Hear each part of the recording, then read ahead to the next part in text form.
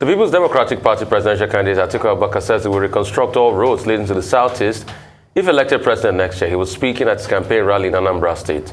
Atiku also told the people of Anambra State who crave for the emergence of Nigerian president of Igbo extraction should support his presidential bid, as voting him to power will make a definite progress towards that goal. Arise correspondent Ahmed Benjamin reports.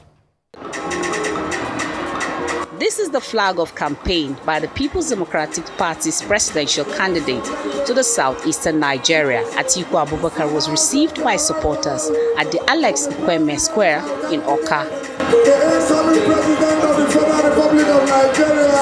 In attendance are all the PDP candidates contesting for various positions, past leaders of the PDP, and supporters from across the southeastern states.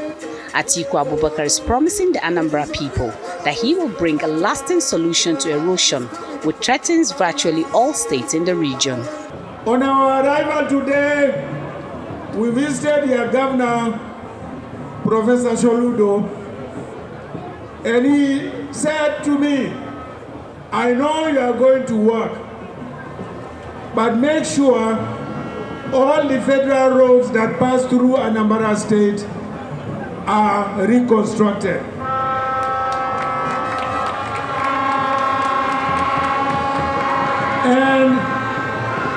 And I promise him I'm just going to do that. He said, make sure that you help us control our erosion, because Anambra State is the erosion headquarters of the world. Erosion is destroying our farmlands, is destroying our houses, is destroying everything we have. That is a very, very gigantic project. And I promise him I'm going to do that. The chairman of the party, Iyocha Ayu, while commending supporters, advises all party members to ensure they mobilize and ensure victory for the party. Anambra is PDP. And I'm happy with what I'm seeing here. Even Abga is the son of the PDP. In future, we shall bring all Abga people back to their home, which is PDP. All the speakers say winning Anambra means victory for the party. They have come to show love. They have trooped out a mass to show that the Atiku Abubakar ticket represents a greater Nigeria. It is a ticket to recover us from where we are. And Nigeria knows that Atiku Abubakar is the next president of this country because he represents hope, he represents unity. He's a man with experience, relevant experience, a man who believes in this country, who will do it for us, and we all are happy. This is a crowd that has come out on their own because of the love they have for the party PDP and for the love they have for the presidential candidate Atiku Abubakar and his vice presidential candidate Adon Okowa. This is the first time the presidential candidate is campaigning in the southeast. Nigerians can only wait and see if the support here can be translated to votes at the polls. Ahmed Benjamin, Arise News. Right, a lot to say as regards this. I will come to you first. All right, so I'll try to keep it as short as possible. Everything you've seen in that video is what you would expect at a campaign ground. Loved Waziri Atiku Abubakar in his Isiagu, which translates to lion head. You know, it's always nice to see them, candidates during elections come out wearing the traditional attires of, representing different parts of Nigeria. Away from that, just looking at the number of people, from the video, impressive turnout for his first outing in the southeast. Indeed, he himself said, I never thought I would get such a reception in Anambra, just to give an idea of what his expectations are, not just in Anambra, but in the southeast. Just a few things again around that. First stop in the southeast, like was mentioned in that report, he met with the governor who received him actually, and then he went to the government house to have a conversation with Professor Charles Chukwuma Soludo. And whilst he was there, Professor Soludo made a few comments, one of which that stood out was that he was one of two front runners in the coming elections. And so, thankfully, he didn't specify which of the the parties or who the second front runner is. So it could very well be either Peter Obi of the Labour Party or Asiwaju Bola Ahmed Tinubu of the APC. But bearing in mind his statement and very clear stance on where his position on the Labour Party candidates, I think it's safe to say who he was referring to. So a bit of like a jab sort of to the Labour Party, again reinforcing the fact that he doesn't feel or he doesn't think that the Labour Party candidate has a chance at the presidential elections. Of course, he has only one vote, as we often say, and Nigerians would be the ones to decide at the end of the day. Beyond that, Senator Iyorchia Ayu, the chairman of the PDP, also had things to say. One of which was that sometimes, one of the statements I found interesting was when he said that sometimes you can trust in a son than an in-law, referring to the fact that Waziri Atiku Abubakar is married to one of his wives, is from Igbo extraction, from the Igbo tribe of Nigeria, and that whilst he was in a state whereby one of the front runners in the presidential elections, Mr. Peter Obi, is from Anambra State and has actually served as a governor in Anambra State. That statement, again, time will tell just how weighty that statement is. Good turnout. He made the usual promises. He didn't deviate from what he said in other parts of the country, aside from some of the things that pertain primarily to the southeast area of Nigeria, which, of course, responding to the Niger Delta, dredging the Niger Delta, speaking to environmental factors like erosion, also talking about the fact that he was going to industrialize Anambra and the southeast, speaking to the fact that, the entrepreneurship of that particular region in Nigeria. Again, what you would normally hear at a campaign ground, I don't know whether I would give him the opportunity to say that time perhaps was not his friend to discuss in detail how he hopes to achieve the industrialization. It's notable that Waziri Atiku Abubakar has made some promises hinged on money. Unfortunately, if he does become president, the nation is not in a financially stable situation whereby he would have the amount of money. He's talked about how he would, $10 million put into job creation for young women and children. Here he's talked about industrializing the southeast, talked about dredging the Niger Delta. All these things cost money. So the big question perhaps for further conversation would be how he hopes to fund these grand ideas. Great turnout, good campaign. We look forward to seeing how he would engage further with the southeast and particularly agitators, IPOB agitators in the southeast. So that conversation or what his approach would be. Dr. Abati? Well, this is sheer routine. We're in a season when, politicians, presidential candidates are going around. So they will go from Anambra to Akwa Ibom to everywhere because they need to engage with the people. I hope everyone does so from a position of humility, not arrogance or a sense of entitlement. So Atiku Abubakar going to Anambra is not big news. He has to go everywhere. He has to engage with the people. That is what we expect the presidential candidates to do. However, what has he done this time around? Well, yes, he has repeated more or less the same issues. He says he will unify Nigeria. So he told the people.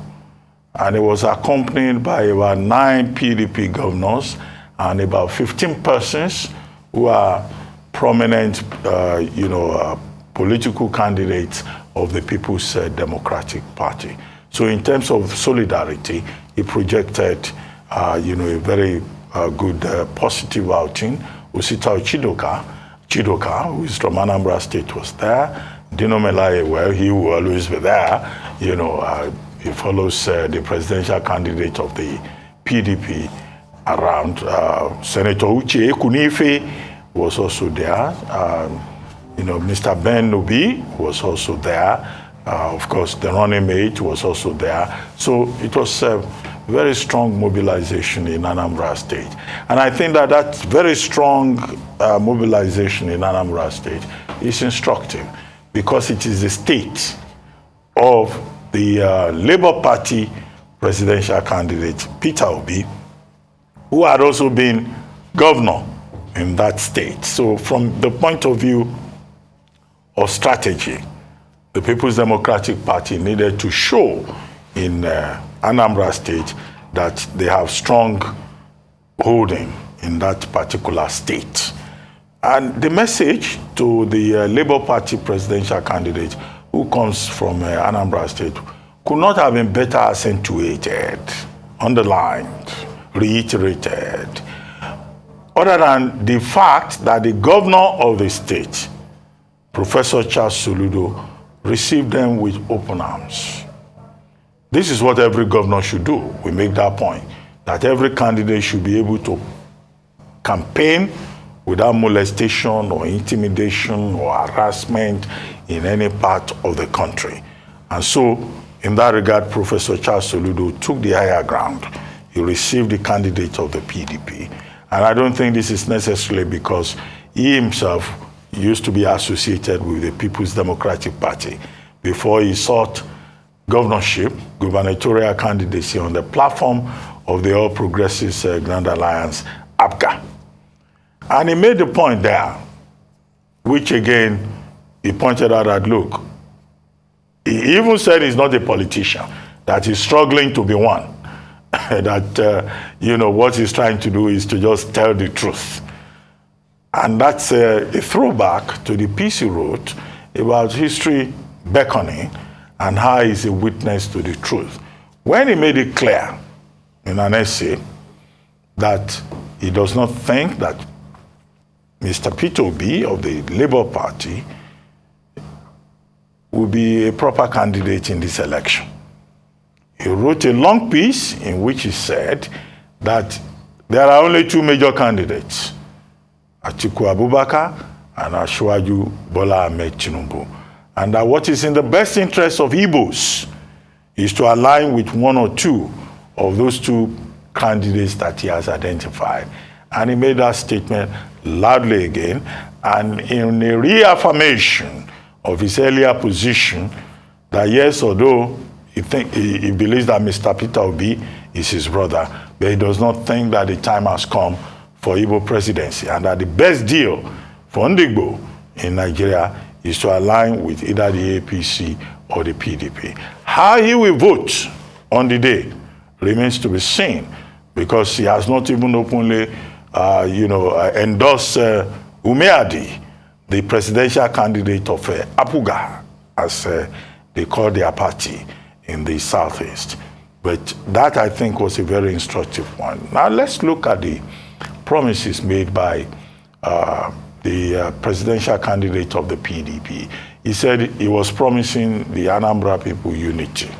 Well, the riposte to that, the commonplace riposte to that, is that he's not been able to unify his own party. How will he unify Nigeria? But he went there, as I started with in my prefatory remark, with a very strong delegation to show that he has the support of the key persons, not just from the Southeast, but also within the People's Democratic Party. Then he said he would dredge the seaport, the Onitsha seaport. We have been on that Onitsha seaport dredging for years. And it's not just the Onitsha seaport. The Apapa seaport is over-congested, it's overstretched, because we don't have the draft, the standard draft. That is the standard requirement in the world today. And yet we have other ports in the country that need to be dredged on a port, and other ports elsewhere, the cocoa port and all of that. So, but that is a promise. So these politicians, they're very strong in terms of the promises that they make. He also said that he would, dredge the River Niger. Okay, this River Niger, we hear that all the time. He will complete the Onitsha seaport. We hear that all the time. And he told his audience that his plan is to be the stepping stone for Igbo presidency in 2027. Does that mean that he's saying that he will just do only one term in office? He didn't go that far, but he said his presidency will be a stepping stone for Igbo presidency in 2027. So if he's saying that, maybe he's promising us that he will do only one term. I hope he will not come around somewhere down the line, if he wins, if he's lucky enough to win, to say that, oh, he was quoted out of contest, and the usual, mediocre thing for politicians to do is to say, oh, journalists are the ones quoting them out of context, even when they are on tape. Because it's possible that if former Vice President Atiku Abubakar wins, he could get there and he will say, this office is so sweet, it's so nice, I'm enjoying it so much, I want to do a second term. He will have forgotten that he promised the people of Anambra State Igbo presidency, stepping stone to Igbo presidency in 2027.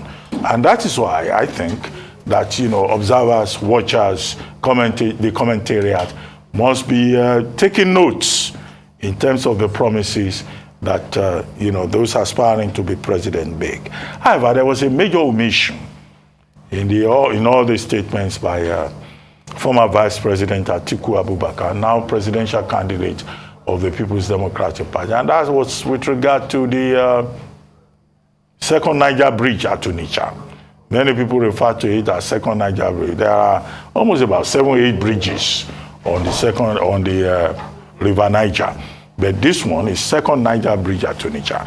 And it was in Anambra State on a day when that bridge was opened for Yuletide for 30 days.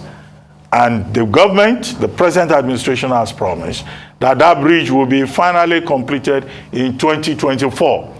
But that's not up to the Buhari administration. That's up to the next administration that succeeds it. Because that bridge was started in 2008. We've been on it since 2008. One reason or the other, contract variation, review of contract, review of the 3.3 kilometers from the Asaba end, the 7.7 kilometers, the Obosi roundabout, or what do they call it, whatever.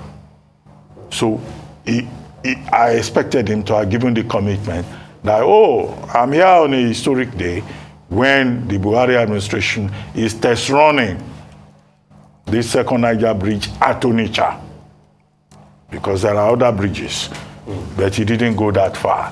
But maybe he will address it later, subsequently, when again he visits the Southeast. Okay, so I have a lot to say. And this is it. As regards those that say the Igbos should align, I'd like to ask, how long will the Igbos align for? When we returned to democracy in '79, the Igbos were told to align. And we had an Philip Omedi and architect of blessed memories, Alex Ekweme. They were both running mates to two contenders, and an Igbo man emerged as vice president.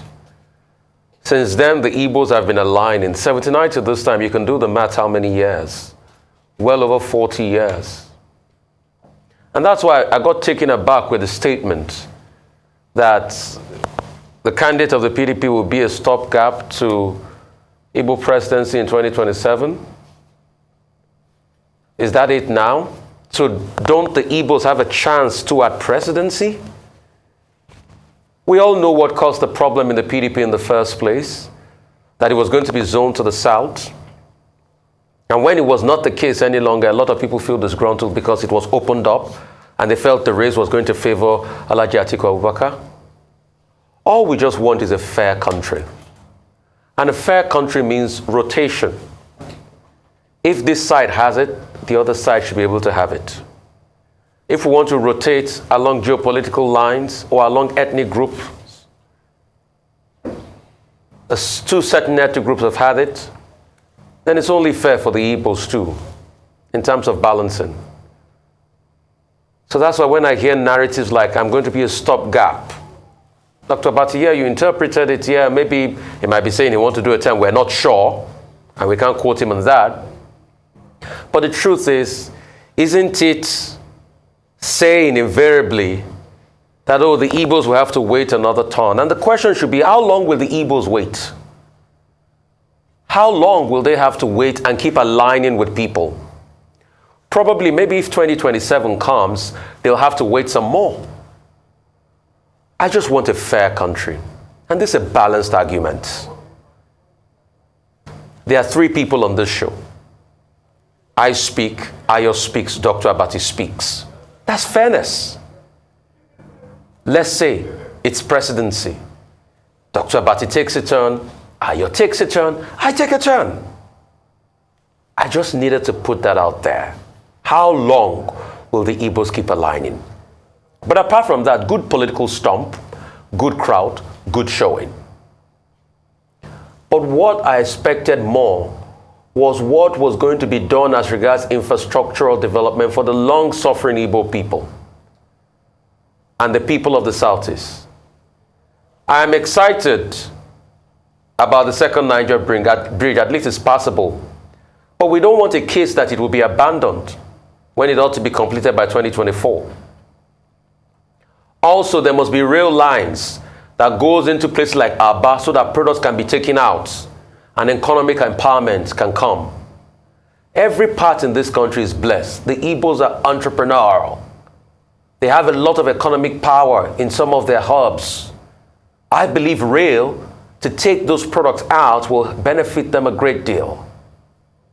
Also, I'm happy he mentioned the problem of erosion. Erosion is cutting away Anambra. Remember my last time in Anambra?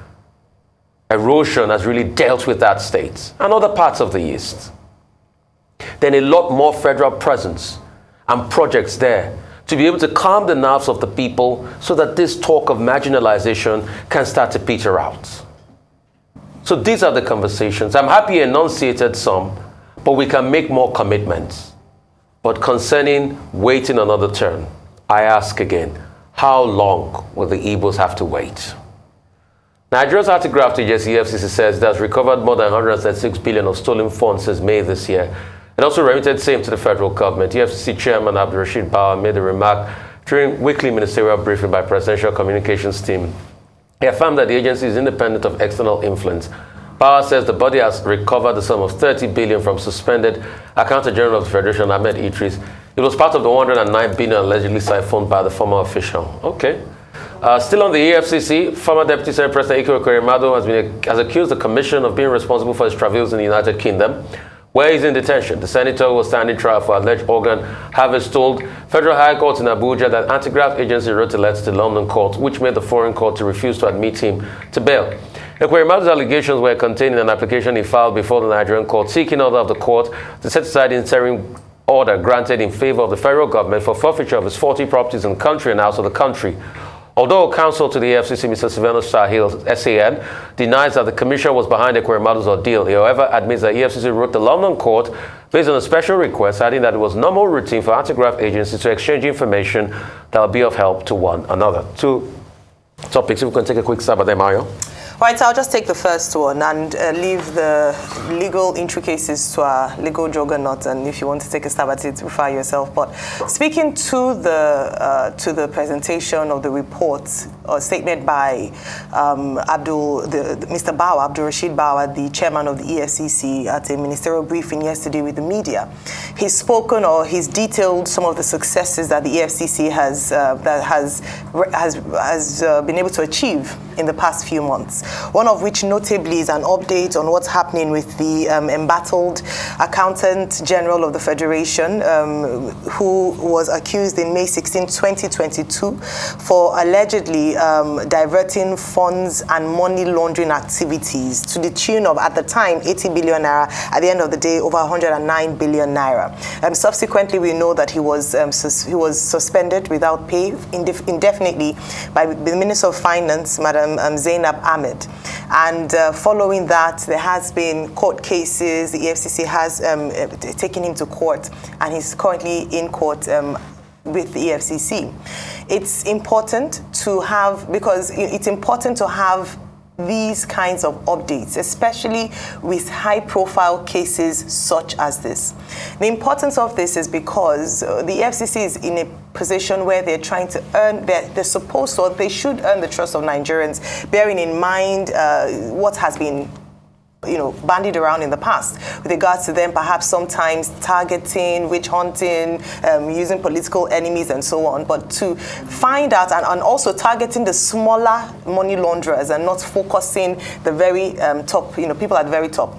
Remember that one of the promises on which the President Muhammadu Buhari campaign was hedged on was fighting this big fight against corruption.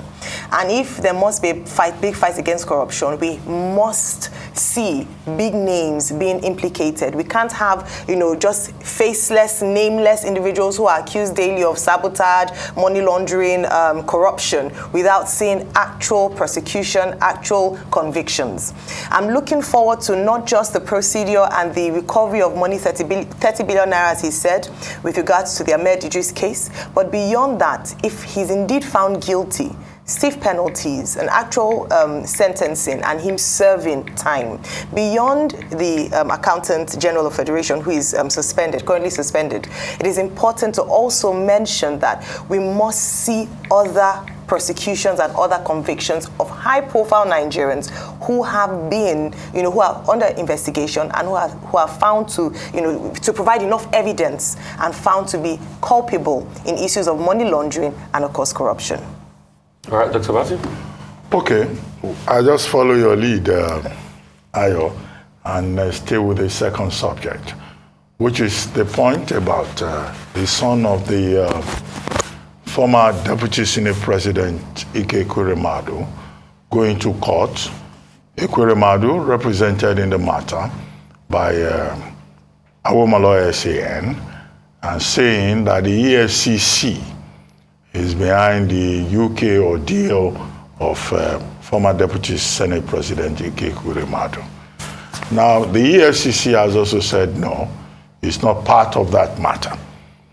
Even if in July, it had to provide some information to the Metropolitan Police in the United Kingdom in line with global best practices. And of course, that argument is difficult to fault. To what extent? To the extent that international agencies collaborate, either with regard to money laundering or with international crime or with regard to security and all of that. So the EFCC holds a strong wicket in that regard. The thing to realize is that there are two separate cases. The case, in one hand, has to do with the forfeiture of 40 properties belonging to Senator Ike Ekweremadu in July, but it is called interim forfeiture as granted by the Court of Justice Inyang Ekwa, which means that, because it's interim, if the matter is pursued, the matter can be resolved one way or the other. So that has to do with our domestic jurisdiction. So what the court is now doing, what the council, Awomalo SAN, is to say that, look, even that interim forfeiture is unjust. In our jurisprudence, every accused person, every person against whom allegations have been made, have the right to defend themselves. So in that regard, that is also right. What may be problematic is the attempt to link the case in the UK jurisdiction with the case in Nigeria. And they are separate. I think so. And I guess, we can discuss this for purposes of our own education. In the UK, the allegation is about organ harvesting. And there are rules within the UK jurisdiction about kidney transplantation, about organ transplantation, and principally, just by way of summary, those rules do not allow you to resort to self-help, to procure an organ donor. In fact, the rules say very specifically that you have to be on the queue, and the doctors have to decide how you get the organ, how that is processed. So that's the issue that is being addressed in the United Kingdom. And persons who may be emotional about it, yes, well, you also cannot blame them, because it's a case of parents trying to protect their daughter, parents trying to, respond to the circumstances in which they found themselves, over which nobody, as human beings, had any control. And to that extent, we have argued, even on this program, that the Ekweremadus deserve empathy They deserve all the support that they can get because they were trying to help their daughter. The alleged organ donor, a fellow called David Ukpo, the issue is about whether he did it voluntarily, or he was coerced, or he was induced, and whether he was of age to make independent decision or not. Those details are completely different from the issues within the Nigerian jurisdiction that the EFCC is dealing with. And what the EFCC has said is that what is happening in that jurisdiction is not their own business. Their own business has to do with Senator Ekweremadu's performance as a public officer. So I don't think that the court itself will conflate the issues. But the matter is before the court, and I'm sure that when counsel, Awomolo SAN, presents his case, and the EFCC responds, if it becomes an issue, if it is even an issue for determination, you know, the proper distinctions will be made. But as human beings, we feel for the Ekweremadus, knowing that they deserve all the empathy that they can get. But we must be able to separate the issues, and that they are not being tried for the same issues in different jurisdictions. The other point to learn, of course, is that there are big lessons to be learned from the entire saga, okay? And it's simply about doing things right. What we do in Nigeria that we will get away with, we may not be able to get away with it in the UK. Issues may be raised in the UK or other jurisdictions. And I've had some people who have even said that, look, the problem in the UK for the Ekweremadus was avoidable. But, you know, as family, as human beings, when we find ourselves in certain situations, we're bound to respond as human beings. So I think that the two issues should be separated. But it's not for me to sit in judgment over that. I'm sure if the matter is before the court, the learned jurist in charge of it will be able to make that proper separation. Okay, so because of time, I think I'll just take one. I'd like to ask a couple of questions. And good job, EFCC. But it is sad that President Muhammadu Buhari's administration that says he's coming to fight corruption has become the grand palace of corruption. How come an accountant general that is supposed to take stock of our money is now accounting the money in his own pocket on behalf of Nigerians? Dear EFCC, how much did this man steal?